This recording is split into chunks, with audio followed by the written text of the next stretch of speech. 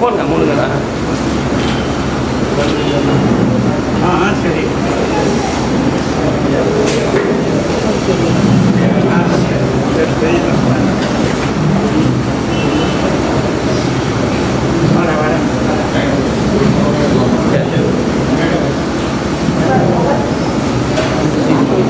முடிஞ்சதுக்கப்புறம்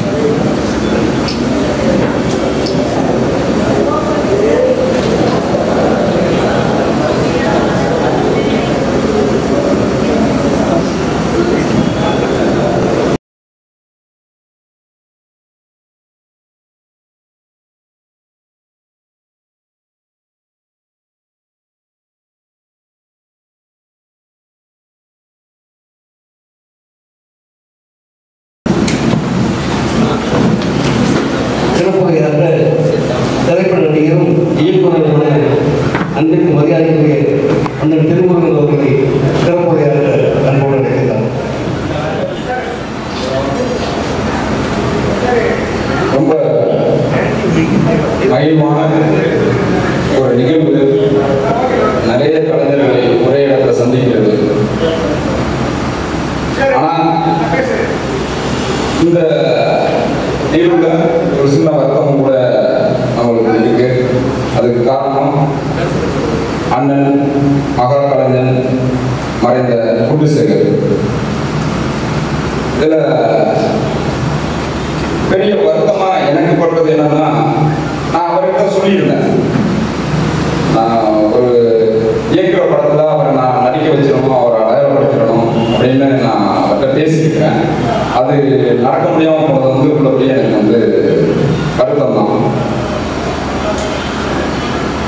அவர் இறந்த செய்தி எனக்கு தாமதமாக கிடைச்சது. நான் அப்புறமா அவங்க வீட்டில் யாராச்சும் பேசணும் அப்படின்னு நம்பர் வாங்கி அவர் பையன்கிட்ட பேசினேன். அப்ப அவர் சொன்னாரு, நான் ஒரு 10 நாள் 15 நாளைக்கு பிற்பாடு தான் பேசியிருப்பேன் நினைக்கிறேன்.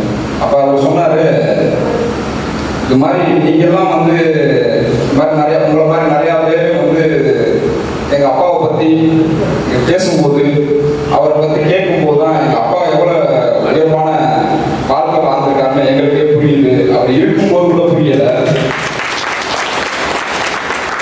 அவர் இல்லாததான் புரியுதுங்க. தம்பி இப்ப இங்க நிக்கிறாங்க, ரொம்ப மகிழ்ச்சி. அது இந்த கலைஞர்களோட பெரிய விஷயம் தான். கலைஞர் ஆக சிறந்த கலைஞர் தான். அவன் வெற்றி பெற்றவன் தோக்குறவன் அதெல்லாம் வித்தியாசம் கிடையாது. வாய்ப்பு கிடைச்சவர்கள், வாய்ப்பு கிடைக்காதவர்கள், அவ்வளவுதான். அதனால இந்த நாட்டுப்புற கலைஞர்கள், நம்ம கரகாட்ட கலைஞர்கள் ஆகிய எல்லா கலைஞர்களும் எல்லாம் பெரிய வெற்றிகளை அடைஞ்சிருக்கிறது இல்லை, பெரிய புகழ்களை அடைஞ்சிருக்கிறது இல்லை. அதுக்கான வாய்ப்புகள் சில பேருக்கு கிடைக்கிறது இல்லை. எல்லாருக்கும் கிடைச்சிருந்தா எல்லாரும் ஆகச்சிருந்த வெற்றியாளர்கள் தான். அந்த வாய்ப்பு கிடைக்கல. அதனால அந்த மாதிரி வாய்ப்பு இல்லாத அங்கீகரிக்கப்படாத கலைஞர்கள் எல்லாம் ஒரு அமைப்பை உண்டு பண்ணி கிட்டத்தட்ட 48 வருடங்களா அதை முன்னெடுத்து செஞ்சவர் சேகர். அந்த சேவை செஞ்சாதான் அது பெரிய மகா சேவை. ஏன்னா ஒரு கலைஞருக்கு பெருசா தேவை என்ன, கைதட்டணும், அங்கீகாரம் தான். அதுதான் அவனை பெருசா மகிழ்விக்கும். தலைமை ஒளியும் ஒரு படம், கமலஹாசன் ஆக சிறந்த கலைஞர். ஆனா அவர் சில வாய்ப்புகளை தவற விட்டுறாரு. அதனால அவருக்கு அந்த பெரிய வெற்றி, பெரிய புகழ் கிடைக்காம போயிருக்கு. பின்னால் ஒரு காலத்துல தன்னோட காதலியோட மகளுக்கு அந்த கலையை பயிற்றுவிச்சு அவ மேடையில ஆடுவான். அப்ப இதை பயிற்றுவிச்சவரு, இதுக்கெல்லாம் காரணம் குருநாதர்னு சொல்லும் பொழுது அவருக்கு ஒரு கைதட்டு கிடைக்கும். அவர் மீண்டும் மீண்டும் கைதட்டுன்னு சொல்லி அந்த கைதட்டை பெற்றுக்குவார். பெற்றுக்கிட்டு அப்படியே இறந்துருவார். அவர் வாழ்ந்ததுக்கான அர்த்தமே தன் கலையை அடுத்தவர்களுக்கு கடத்தினதுதான். அப்படி பெரும் பெரும் கலைஞர்கள் தன்னோட கலையை அடுத்த தலைமுறைக்கு கடத்துறீங்க பாருங்க, அதுதான் பெரிய இது. அதனால உங்க அத்தனை பேருக்கும் என்னோட வாழ்த்துக்களும் பாராட்டுகளும். உங்களோட இந்த நிகழ்வுகளை நான் பெருமையா கருதுகிறேன். அண்ணன மாதிரி கலைஞர்களை ஒரு வாய்ப்பு நம்ம அதை செய்யலைங்கிற ஒரு வருத்தம் தான். ஆனா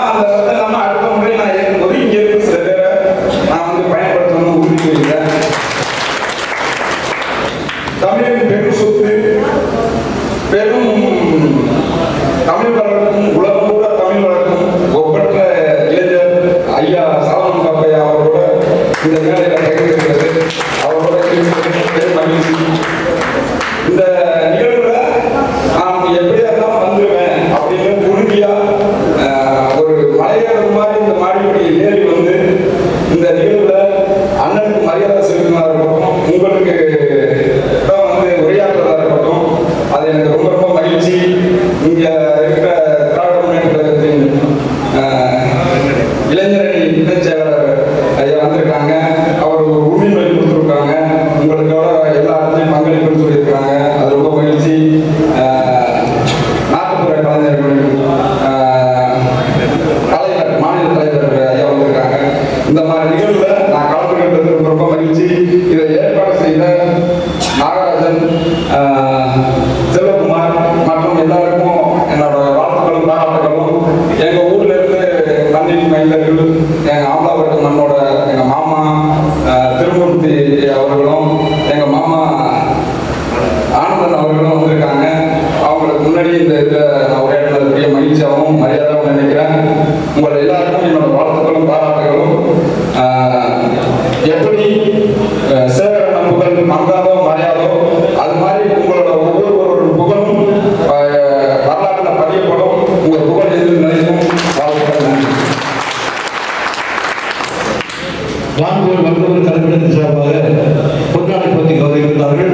அண்ணன் ராஜா அவர்களுக்கு பொன்னாடை போட்டிருக்கிறார்கள். திரைப்பட இயக்குனர் அன்றைக்குரிய அண்ணன் திருவள்ளுவர் பொன்னாடை ராஜா சார் போத்திட்டீங்க பாருங்க கேமரா. திருவள்ளுவர்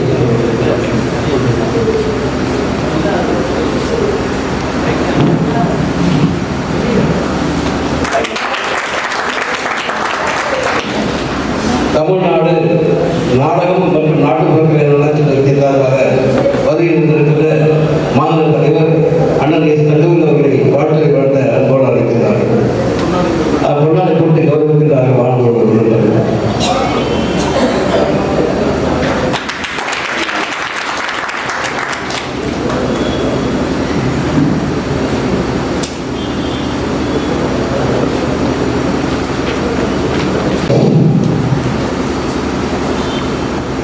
இங்கே வந்திருக்கின்ற என அன்புக்குரிய என் உயிரினும் மேலான கலைஞர் பெருமக்களே, விழாவிலே மேடையிலே அமர்ந்திருக்கின்ற என் அன்புக்குரிய அப்பா பேரரசர் அவர்களே, பத்மஸ்ரீ அவர்களே, மற்றும் தம்பி முருகன் அவர்களே, தம்பி ராஜா அவர்களே மற்றும் ஏனைய அன்பு சகோதரர்களே, உங்கள் அனைவரையும் வருகிறவர்கள் வரவேற்று நான் சேகரன் குடும்பத்தார் என்ற முறையில் அவர்கள் சார்பாகவும் இதற்கும் வணக்கத்தையும் நன்றியும் தெரிவித்துக் கொள்கிறேன்.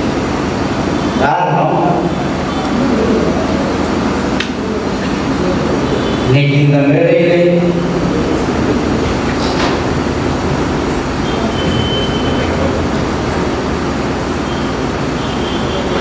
உள்ள நன்றி உள்ள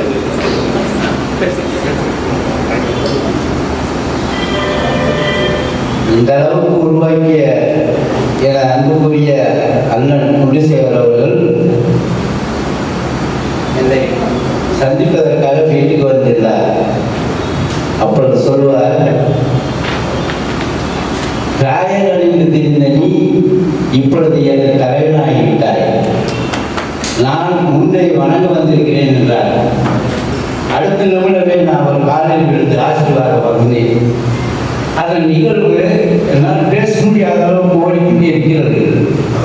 அன்று அண்ணன் கூறிய வார்த்தையின் அடிப்படையில் இன்று தமிழ்நாடு மதுரை நாடக சங்கத்திலிருந்து இத்தனை நடிகர்கள் வந்திருக்கிறார்கள் என்றால் அவருடைய பாசமானது அனைவரையும் உருவெடுத்து விட்டது.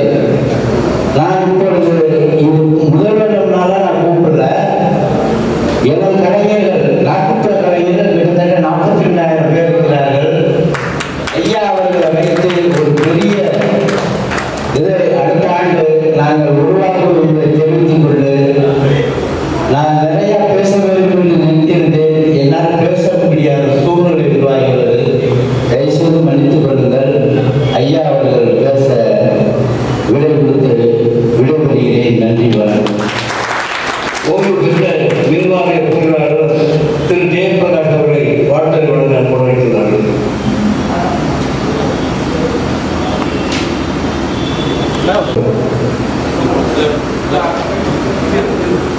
அன்பானவர்களே, மேடையிலே அமர்ந்திருக்கின்ற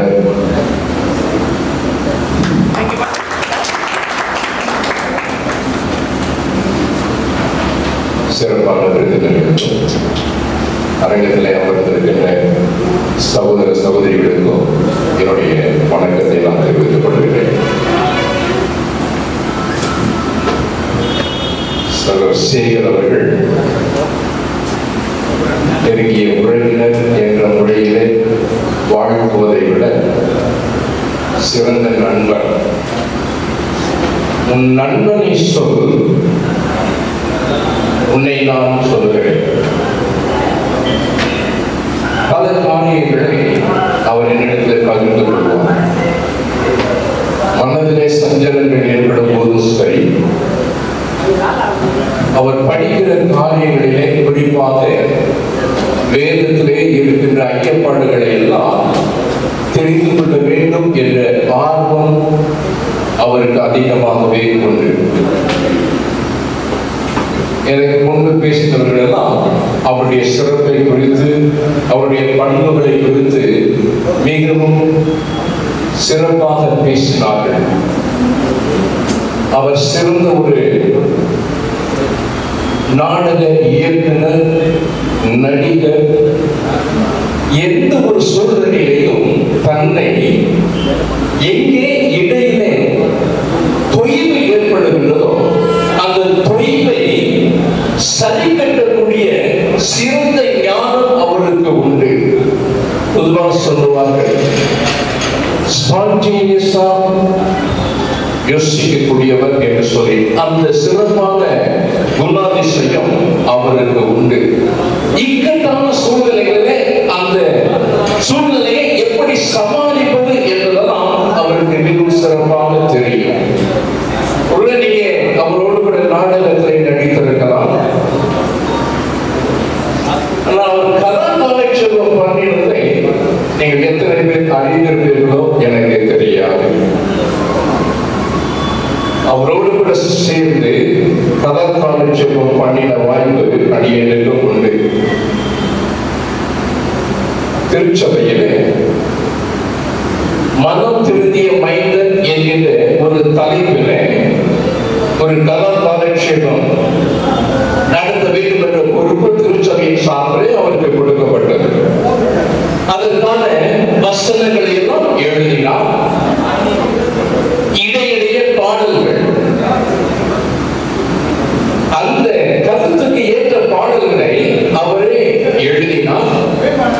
இதிலே சில திருத்தங்கள் செய்வதற்கு என்னிடத்தை கொடுப்பார்.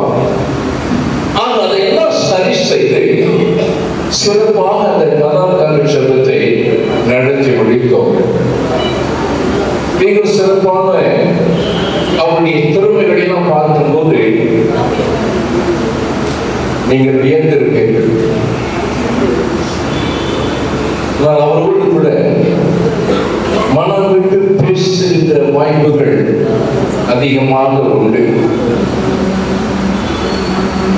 உங்களை குறித்தெல்லாம் அதிகமாக என்னிடத்தில் பகிர்ந்து கொள்வார். சகோதரரை குறித்து, ஐயாவர்களை குறித்து, சகோதரர் ராஜா அவர்களை குறித்து அடிக்கடி சொல்லுவார். நான் அவரை அதிகமாக பார்க்கிற வாய்ப்பு எனக்கு இல்லை, பழகிற வாய்ப்பு இல்லை.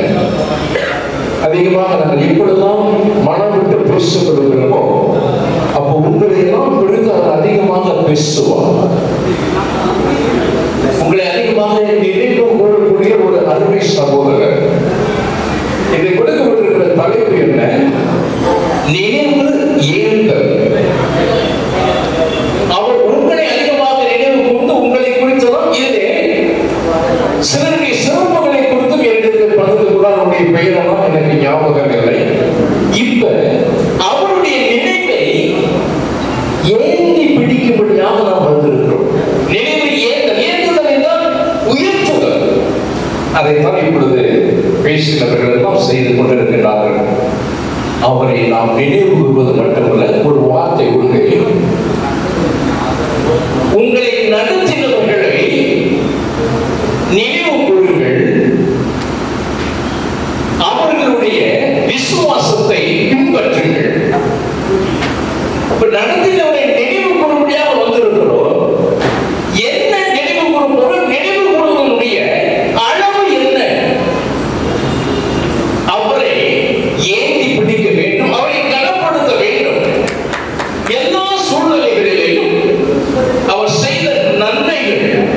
அது மட்டுமல்ல, பல நேரங்களிலே உங்களிடத்திலே கண்டிப்பாகவும் அவர் பேசியிருப்பார், கண்டித்து உணர்த்தி இருப்பார். கடின வார்த்தைகள் போல அப்பொழுது தோன்றி இருக்கும். ஆனால் நீங்கள் நினைவு கூறுவதெல்லாம் அவர் என்னை கடிந்து கொண்டதனுடைய நோக்கம் என்ன, அதை நினைவு கூர்ந்து பார்ப்பீர்கள். ஆனால் எத்தனை பேர் அந்த கடிந்து கொள்வது நிமித்தமாக உங்களை சீர்படுத்தி இருக்கிறீர்கள் என்பதை எண்ணி பார்க்கும்போது நீங்கள் அவருக்கு அதிகமாகவே நன்றி சொல்ல கடமைப்பட்டவர்கள்.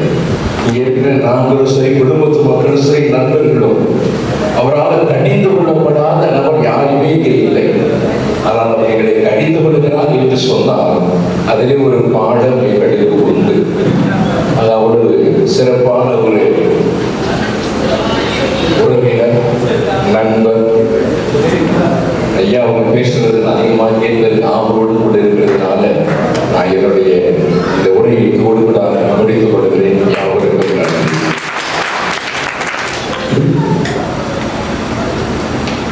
ஆம்பலப்பட்டு ஐவர் குழு நாடக நிலையத்திற்கு அங்கிருந்து அன்றும் திருமூர்த்தி அண்ணா அவர்களை அன்போடு அழைக்கிறார்கள்.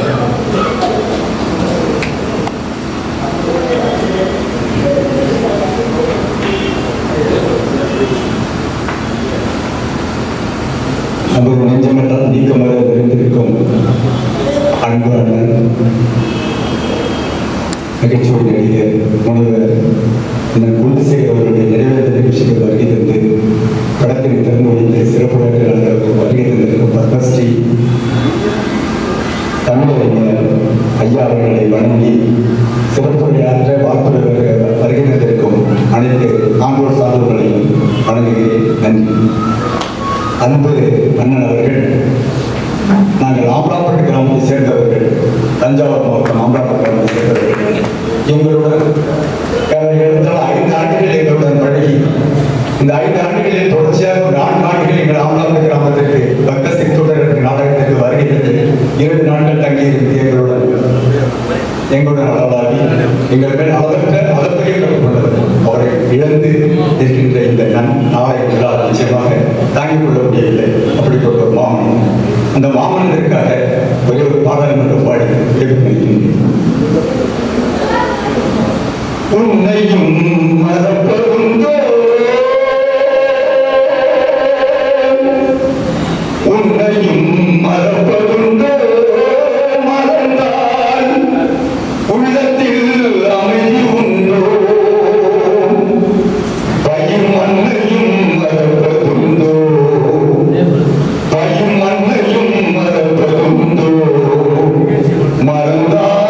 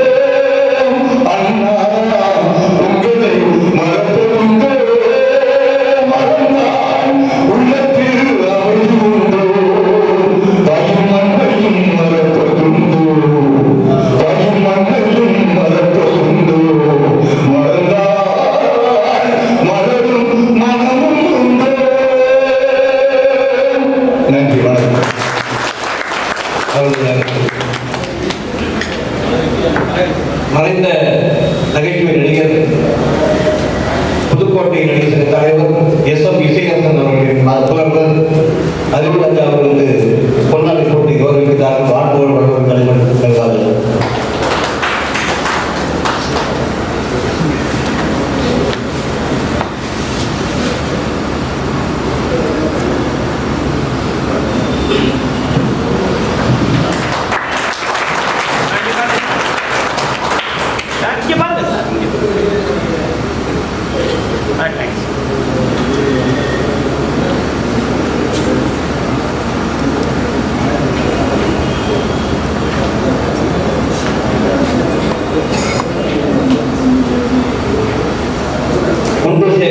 அண்ணன் அவர்கள் நினைவு விருது பெறுவோர் தங்கவேல் மாநில தலைவர், தமிழ்நாடு நாடாளுமன்ற நாட்டுப்புற சங்கம் வருகை.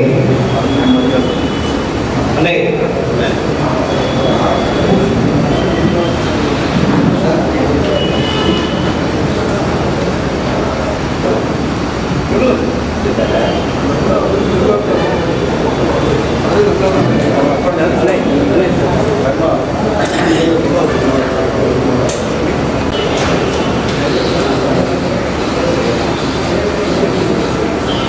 கேளு கேளு யாரு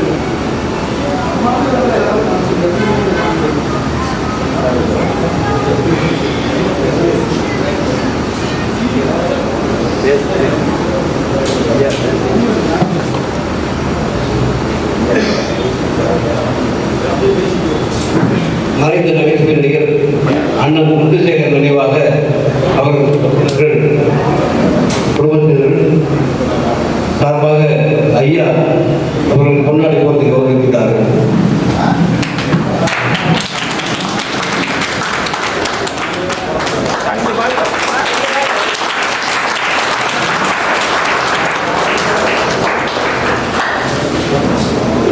சும்மா துண்டு பிடிங்க, சும்மா துண்டு பிடிங்க, ரெண்டு கையிலையும். Okay sir, thanks.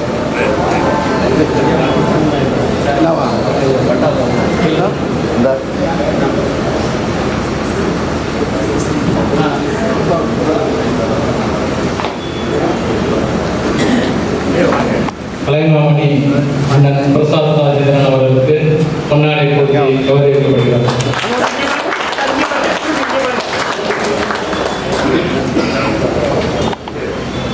மன்னார்குடி சங்க தலைவர் அண்ணன் அங்க கிருஷ்ணமூர்த்தி அவர்களுக்கு பொன்னாடை போட்டி கௌரவிக்கப்படுகிறார்.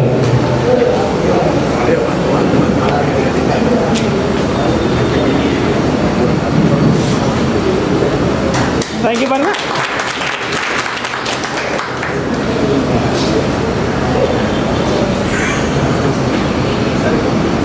தமிழ்நாடு நாடக சங்கத்தின் செயற்குழு உறுப்பினர் திருமதி கலையரசி அவர்களை பொன்னாடை போட்டி கௌரவிக்கிறார்கள்.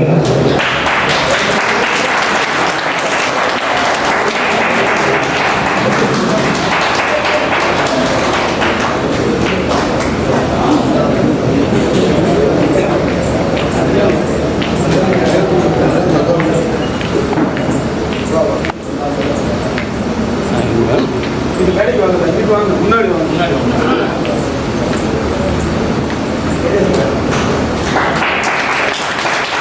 இங்கே பாருங்க, திரும்பி இங்கே பாருங்க, இங்கே பாருங்க.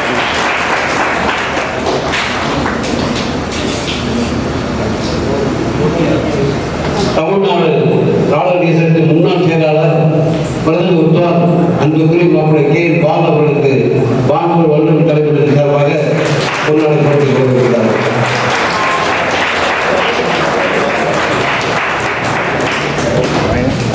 இங்கே பாருங்க சார், வாங்க.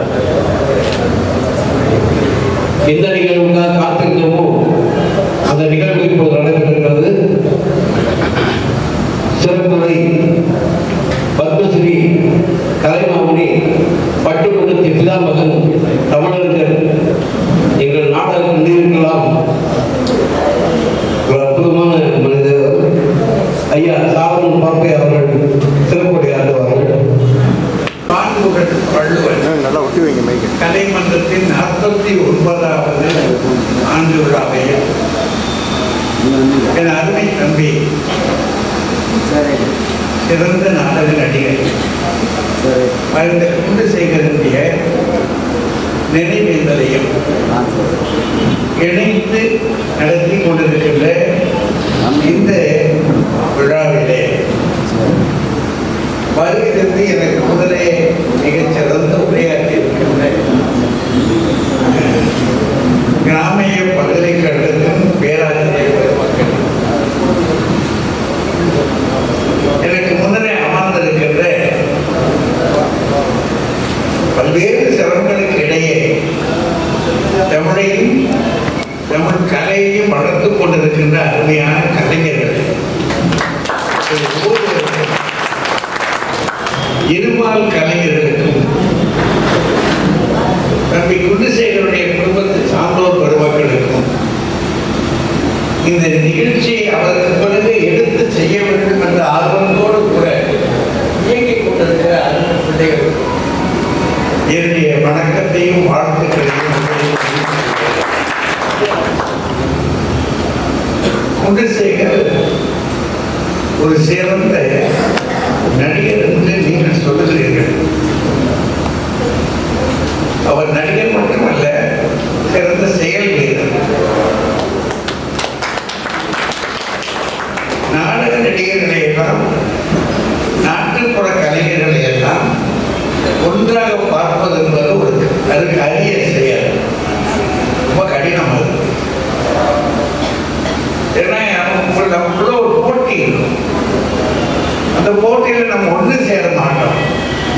ஒருவருக்கு ஒருவர் வெஞ்சியதாக இருக்கிறது. ஒரு பிழைப்பு தொழில், பிழைப்பு தொழில ஒரு சேர முடியாது. இவர்கள் எல்லாம் ஒன்றாக சேர்த்து வைத்து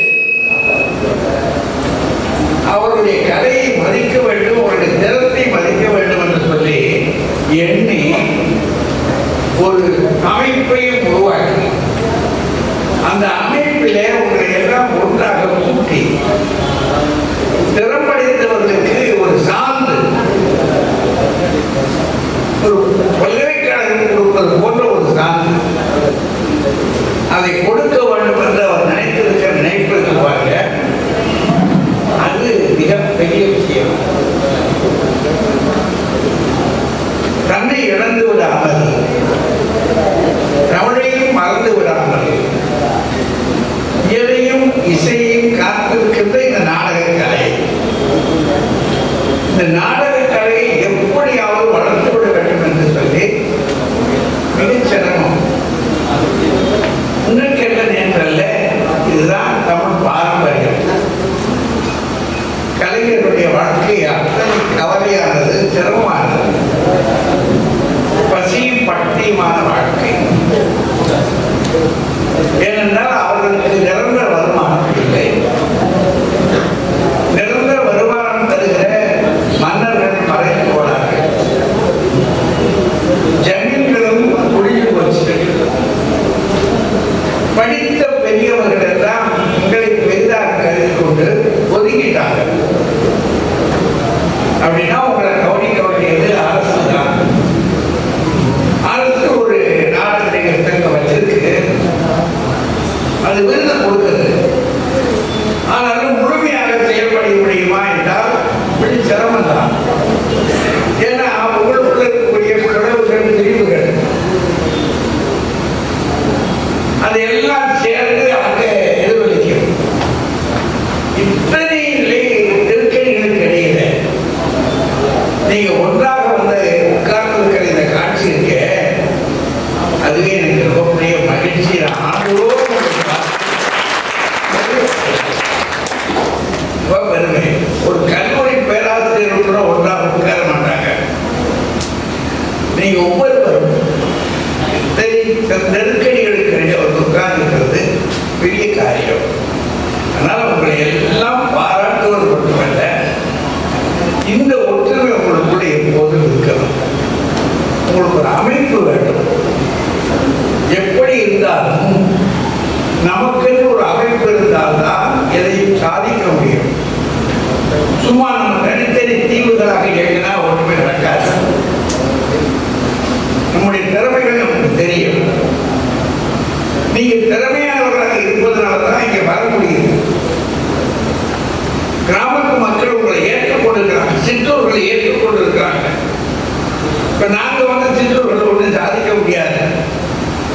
விளங்காது. எங்களுடைய தமிழும் சரி, எங்களுடைய மொழி நடையும் சரி கேட்பாங்க. ஆனாலும் கூட உங்களுக்கு இருக்கிற செல்வாக்கு இருக்கு பாருங்க, அது இதயத்தின் அடி ஆபத்தில் போய் மோதும். அதனால அவங்க என்ன செய்வாங்கன்னா உங்களுக்கு தான் கவனம் காட்டுவாங்க. ஏன்னா தெருக்கூத்து நாடகம் அப்படின்னு சொன்னா அவர் வந்து உட்கார்ந்து இருக்கிற காட்சியும் அதற்காக அவர்கள் எடுத்துக் கொள்கிற முயற்சியும் பார்க்க ரொம்ப பெருசு. அதை நாங்கள் சின்ன வயதிலிருந்து கண்டாரம் பார்த்துருக்கிறோம். அதுல வந்து நடிக்கக்கூடிய நடிகர்கள் எத்தனை சிரமப்பட்டிருக்காங்க. இரவு முழுவதும் அவர்கள் பாடுவது சொன்னால் எளிதான காரியமாது. இன்னைக்கெல்லாம் ஒலிக்கருவிகள் அதிகமாக வந்துருச்சு. ஒலிக்கருவிகள் இல்லாத காலத்தில் யோசித்து பாருங்க. நான் அநேகமாக 1942 இருந்து நாடகங்கள் எங்கெங்க நடக்கிறோம் சின்ன வயதில் போய் பார்ப்பேன். எனக்கு தெரியும் இதை பற்றி என்ன சிரமப்படுறாங்க. எளிதாக இன்னைக்கெல்லாம் வேஷம் கட்டுறதுதான் எளிது. அன்னைக்கெல்லாம் வேஷம் கட்டுறது வந்து அடிப்பான், நமக்கு டவுட் புதுதல முகத்துல அடிக்கிட்டு பாருங்க, அப்பதான் அது ஒட்டும். ராஜபாத்திர வர்ற ஆள் இருக்காங்க, அவங்களுக்கு அது ஒட்டிக்கிட்டு இருந்தாங்கன்னா அங்க இருக்கக்கூடிய வெளிச்சம், அன்னைக்கு என்ன வெளிச்சாது இந்த லைட்டா போட்டிருந்தா சங்ககாலத்தில் என்ன லைட் போட்டிருந்தான்னு சொல்றது நான் எங்கேயும் சொல்லியிருக்கேன். அவங்களுக்கு அந்த ஊருக்குள்ளேயே செக்கு இருக்கும், எண்ணெய் புளியை செக்கு. அந்த செக்காண்டுங்கிற சகோதரர் இருக்காரு, அவர்கிட்ட ஊர் பொதுமக்கள் போய் சொல்லிடுவாங்க, பார்த்து தடவை விளக்கு ஏற்றி வைக்கிறது நீ தான், கோபாடு தான். அவர் என்ன செய்வார்னா ஊரில் இருக்கக்கூடிய செலவு தொழிலாளி இருக்காருவாங்க, அந்த ஆளு ஒரு கம்யூனிட்டிக்கு ஒரு செலவு தொழிலாளி இருப்பாங்க. அந்த காலம் ஒரு சாதிக்கும். அவங்க கிட்ட சொல்லிடுவாருப்பா, கிழிஞ்சதுக்கு போனதுனே வந்தது கேட்டான் வந்து சேரணுங்கிறாங்க. இவங்க கிழிஞ்சதுக்கு போனதுனே வந்ததுலாம் அங்க கொடுத்துருவாங்க வெளுத்து. அவர் என்ன செய்வார்னா செக்கு ஆட்டும் போது அந்த தொடக்கிறாங்க பார்த்தீங்களா, அதுக்கு அதை பயன்படுத்துவார். அப்படின்னா என்ன ஆகிறது, துணி நல்ல எண்ணெய் கரைஞ்சதா இருக்கும். அதோட கூட ஊரில் இருக்கக்கூடிய கலையாளிகிட்ட சொல்லி இந்த கிளைகள் அங்கே இருப்பாரு மரத்துல, இந்த கிளை கொம்புகளை வெட்ட சொல்லுவாங்க. அது நல்ல கொம்புகளை வெட்டி அந்த கொம்புகளை வந்து நீளமா இருக்கும். அதை சுத்துவார், ரொம்ப அழுத்தமா பெருசா சுத்துவார். சுத்தி தீ பிடிக்க வைக்கிறது நம்ம பெருசு. இன்னைக்கு நமக்கு தீப்பெட்டி இருக்கும், அதுக்கு ஒரு வரலாறு சொல்றேன், தெரிஞ்சுட்டாங்க பயன்படுத்திக்கிறாங்க. நமக்கு தீப்பிடிச்சு வரல, சிவகாசி எடுத்து வர்றதுக்காக பின்னாடி தீப்பெட்டி. அதுக்கு முன்னாடி என்ன இருந்ததுன்னா சக்தி முக்கி கல்லுன்னு ஒண்ணு சொல்லுவாங்க. சக்தி முக்கி கல்லுன்னா 2 கல்லை வச்சு டப்பு டப்பு அடிக்கணும், உரசல் கடுமையா உரசுற போது அந்த தீப்பொறி பறக்கும். அதுக்கு பஞ்சு வச்சிருப்பாங்க பக்கத்துல, அந்த பஞ்சு அது பத்திக்கட்டும். இப்ப உங்களுக்கு நம்ம வீடு எதுவும் ஒரு குக்கர் எடுத்து வச்சிருக்கோம்னா மூத்த மகன் வந்து இது பிடிச்சிருக்கோம்னு சொல்றாங்க பார்த்தீங்களா, என்னது இந்த சட்டி புளி சட்டி பிடிச்சிருக்காங்கல்ல, தீச்சட்டின்னு. அது எதுக்காக வந்துச்சுன்றீங்க, 2 கதை வச்சுக்கிட்டாங்கல்ல. ஒன்று மூத்த மகனுக்குரிய மரியாதை, 2 அங்க போய் இடுகாட்டில் போய் எப்படி பத்த வைக்கிறது, பத்த வைக்க நேரம் ஆயிடுச்சு என்ன செய்யறது, மழைக்காலமாக இருந்தால் என்ன செய்யறது, பத்த வைக்க முடியாது. அப்படின்னா ஏற்கனவே இங்க பத்த வச்சு தீக்கங்க எடுத்துக்கிட்டு போயிட்டோம்னா அங்க போய் பத்த வைக்கிறது எளிதாக. இதுக்காகத்தான் என்ன செஞ்சாங்கன்னா ஒரு இது பிடிச்சிருக்காங்க. அவர் மூத்த மகனுக்கு மட்டும் அந்த உரிமையை கொடுத்தாங்க. அது எதுக்காக சொத்து பிரிக்கிற போது மூத்த மகனுக்கு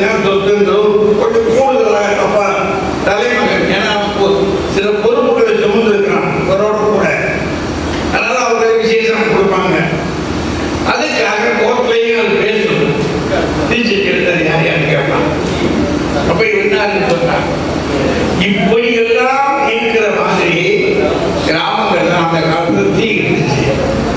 இந்த தீயை வச்சு பற்ற வச்சு என்ன செய்யலாம்னு சொன்னா, இந்த பக்கத்தில் ஒரு கம்பு இருக்கும், அந்த பக்கத்தில் ஒரு கம்பு இருக்கும், மேல அதுல கெட்டிடுவாங்க. கெட்டினா உங்களுக்கு திரை போடணும்ல, படுதா. அந்த காலத்தில் திரைய படுதாங்க. அந்த திரையை போடுறதுக்கு அதுக்கு 2-3 திரை இருந்துச்சு. மேல இருந்து கீழே விழுந்துச்சுன்னா அது கலந்து வர எழுதின்னு பேரு. எழுதி அப்படின்னா திரைன்னு அர்த்தம். இங்க இருந்து பிடிக்கிறாங்க பாருங்க, ஒரே வரிசையா பிடிச்சிட்டு அது ஒரு முகை எழுதி. இந்த பக்கமும் இந்த பக்கமும் சேர்த்தாம இருக்காங்க, ஒரு முகை எழுதி. இப்படி 3 வகையான எழுதி இருந்தாங்க. சிலப்பதிகார ஆசிரியர் சொல்றார், இங்க இருக்க நாடகத்துல இப்படி பயன்படுத்திருக்காங்க. அந்த நாடகம் அன்னைக்கு நாடகம் என்ன, இந்த நாட்டியம் தான். அந்த நாட்டியத்தை அவர் பிரமாதம் பண்ணாங்க. இன்னைக்கு நாடகம்னா எப்படி வளர்ந்துருச்சு. அதுல நீங்க நெடுங்காலமாக பழைய தொன்ம கதைகளை, ராமாயணம், மகாபாரதம், அவரை பின்னாடி நடக்கக்கூடிய வரலாறுகள், கட்டபொம்மன் வரலாறு, அதெல்லாம் பொதுமக்களுக்கு சொல்லிக் கொடுத்த போதகர்கள் தான் நீங்க. அதனால அவங்க எல்லாம் தெரிஞ்சு கொடுத்தாங்க. அப்படிப்பட்ட திறப்படைத்த ஆண்களும் சரி பெண்களும் சரி, நீங்க நெடுநாள் வாழணும். கிராமங்கள்ல உங்களுக்கு நல்ல பேரும் புகழும் கிடைக்கணும். அதோட கூட உங்களுக்கு திரும்ப சொல்லுவேன், நீங்க புத்திசாலித்தனமா பிழைங்க. உங்களுக்கு வரக்கூடியதோ சில நாட்கள் தான் வருமானம் வரும். அது ஒன்றும் பெரிய வருமானம் ஒன்றும் இருக்காது. அந்த வருமானத்தை வச்சு கொண்டு இன்னொரு நிலத்தை வாங்கி ஒரு வீட்டை வாங்கி, இன்னொன்று லேண்ட் அடிக்கிறதுக்குமே இந்த குடிக்கிற பழக்கம் உள்ளது. அதுக்கு அந்த காலத்தில் இதை வந்து கேட்கறாங்க. எஸ்டி கிட்ட போன இன்னொரு நடிகர்கிட்ட கேட்கிறாங்க, ஏன் இப்படி குடிக்கிறீங்க அப்படின்னு. அவங்க ஒரு நேரம் சமாளித்து சொல்றாங்க, எவனவன்ட்ட கடன் வாங்கிட்டோமோ அவன் முன்னாடி வந்து உட்கார்ந்துருப்பான். அவன் முகத்தை பார்க்கிற போது எங்களால் பாட முடியாது. அதை மறக்கிறதுக்காக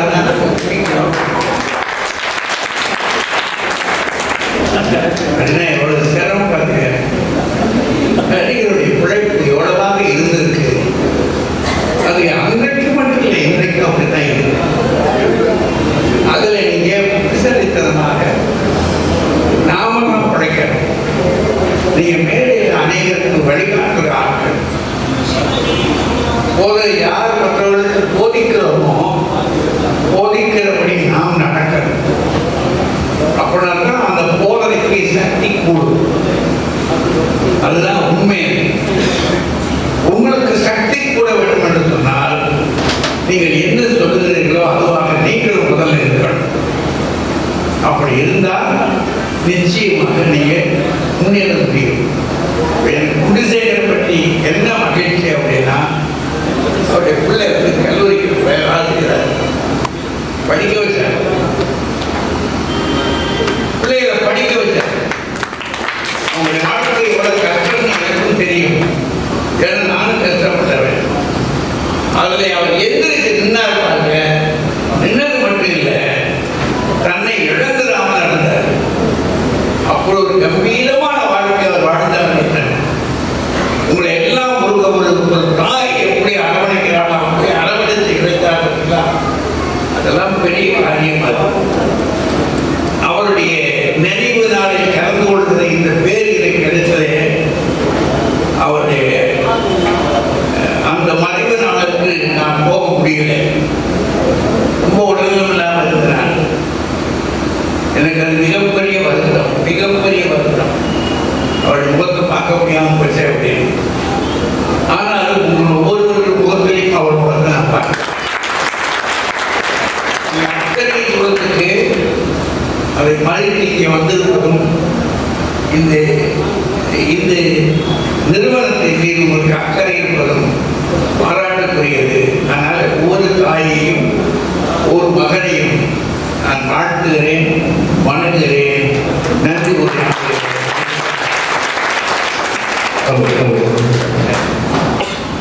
ஐயா அவர்களுக்கு ஒரு அன்பான வேண்டுகோள். வருடாவரம் இந்த நிகழ்வுகளில் நீங்கள் கலந்து கொள்ள வேண்டும். காரணம் என்னவென்றால் இவர் கொடுக்கிற விருது வந்து எங்கள் பென்ஷன் வந்து யூஸ் ஆகுது. உங்களை பார்த்த உடனே மறக்காம கையெழுத்து போட்டுறாங்க. நான் அதனால வருட வருடம் ஐயா வர வேண்டும், இந்த விருதுகள் வழங்க வேண்டும் என்று அனைத்து கலைஞர் சார்பாக கேட்டுக்கொள்கிறேன். என்னால் முடிந்த மட்டும் நான் இங்கே இருப்பேன்.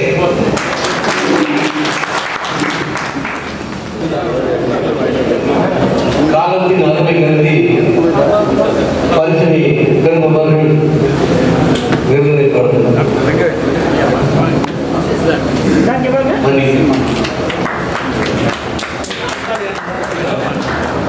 திரைப்பட இயக்குனர் நடிகர் சென்னை அண்ணன் திருமோகன் அவர்களுக்கு அண்ணன் குண்டசேகர் அவர்கள் நினைவு விருதினை வழங்கி கௌரவித்தார்கள்.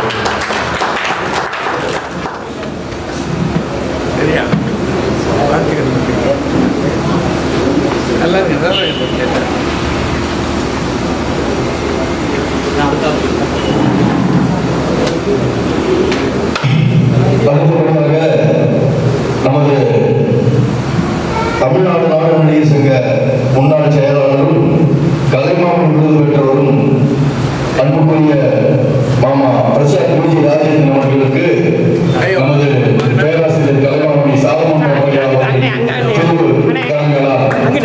விருதினை வழங்குகிறார்.